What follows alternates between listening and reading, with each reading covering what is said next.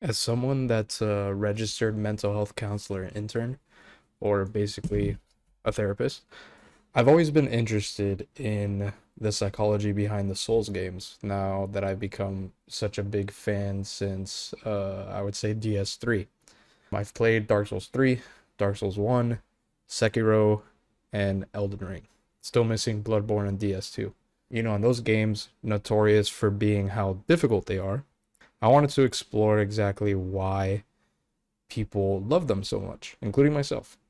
I mean, you go ahead and check out YouTube, and there's plenty of videos, including Nagi Jakey's, where people explain that this series have saved them. And, you talk about how, like, can Dark Souls improve anxiety and stuff. So I just wanted to see, from at least my point of view, what I think about these games. In terms of my background, I was trained in cognitive behavioral therapy. So very evidence-based, always about fixing your problems based on your thoughts, feelings, and behaviors. Let's explore why, from a psychological perspective, how these games, as difficult as they might be, save people inherently. So let's break down the gameplay loop, right? So think about the beginning of the game, whether it's Elden Ring, Dark Souls, Sekiro, right? When you start off, like, you have nothing.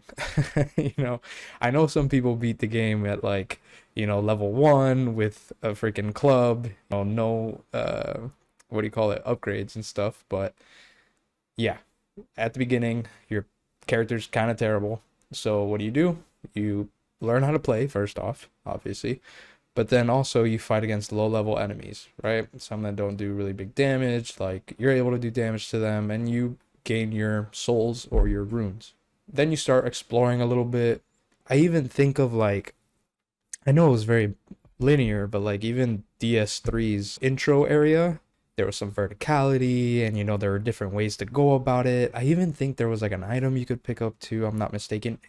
I'm even forgetting the biggest part where, like, if you take a wrong turn, correct me if I'm wrong in the comments, but like, wasn't there a boss there, like the ice lizard? It's been a while since I've played it, but that's just one example. So then after you're exploring, unlocking some new gear possibly, or maybe even killing enemies and picking it up on top of the souls or the runes, you got a boss fight, right?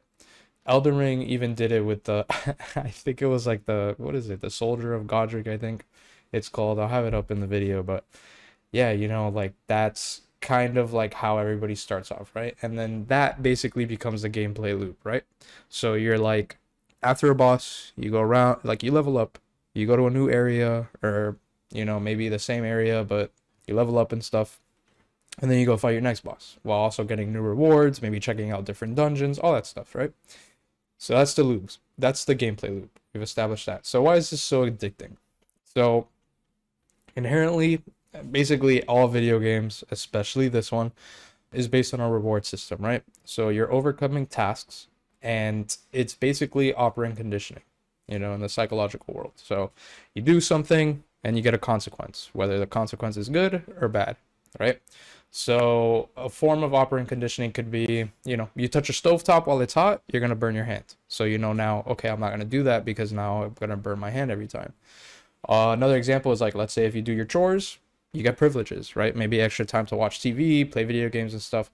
So like I mentioned, most games follow this. That's what makes them fun. We want to get rewarded, but I don't feel like a lot of them really do it like FromSoft. Some things I find maybe similar are, like, beating the COD campaign on Veteran, Halo on Legendary, or even BG3 on Honor mode. But even then, it's a lot of self-fulfillment, just like the FromSoft games. So I feel like with FromSoft, we get multiple rewards, right? So we get a sense of achievement. We're overcoming an obstacle, the obstacle being a boss, right? Whether we've struggled for hours or days to beat it, or just, maybe like 30 minutes, we still overcome that obstacle. Also, your rewards could be the souls or the runes, right? You become more powerful and you improve your chances of success for the next boss, but you also improve your build, which means you have more fun, right? You're doing more damage. You might be able to use more weapons, more spells, all that stuff.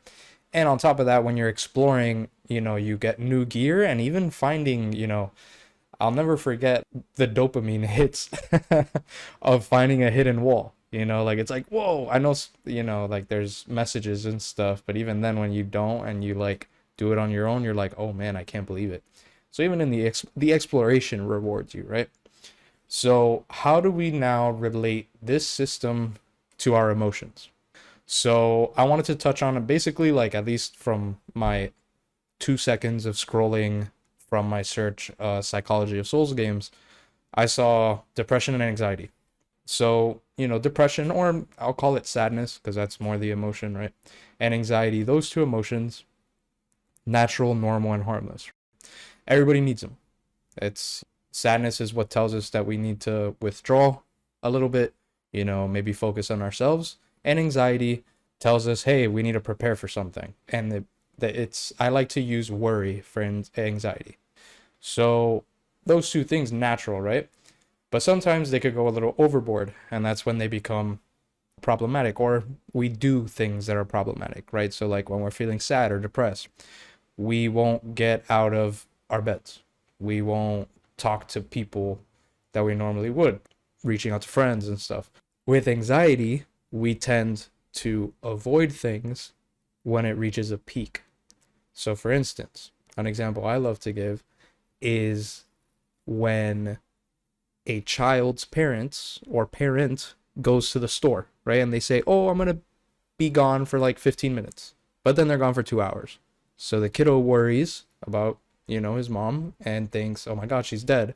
So he ends up calling her. That act of calling is avoidance because you're not dealing with your thoughts or your emotion. So just with that background, the rewards or the stuff that you get from playing Souls games, number one, we've already touched on it, but overcoming the challenge. Those one-on-one fights sometimes feel like, you know, a mountain, right? Like climbing up that hill, whether it's, you know, Melania, whether it's, you know, in the new DLC, those bosses, I won't spoil, or even like the Nameless King in DS3.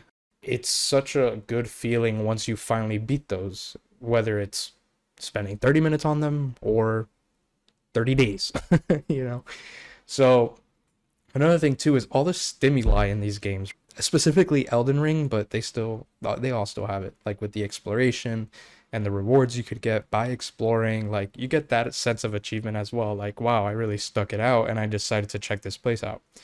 So a big thing that I notice, at least with me, other people that play these games, is all about perspective and the way you think. So I want to give you guys an example. So when you guys go to a party, what do you automatically think when you're there? Give you a second. Okay. So you probably said things like decorations, birthday cake, music, people dancing, all those things, right? You just think about that automatically. Another example I like to give is when you stand up and sit down, do you think of every single muscle fiber in your legs to constrict or relax while you do this? No. Your brain automatically does it. You're used to it.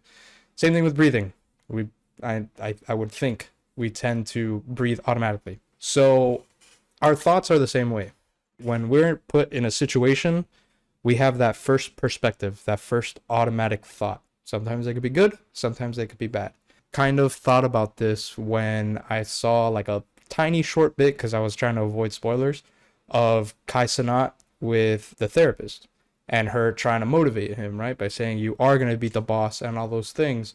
You know, it sounds like a no-brainer, you know, when somebody's talking like this, because it's like, well, yeah, obviously I'm going to try to think those thoughts, but it's can't control my negative thoughts, which is totally fine, right?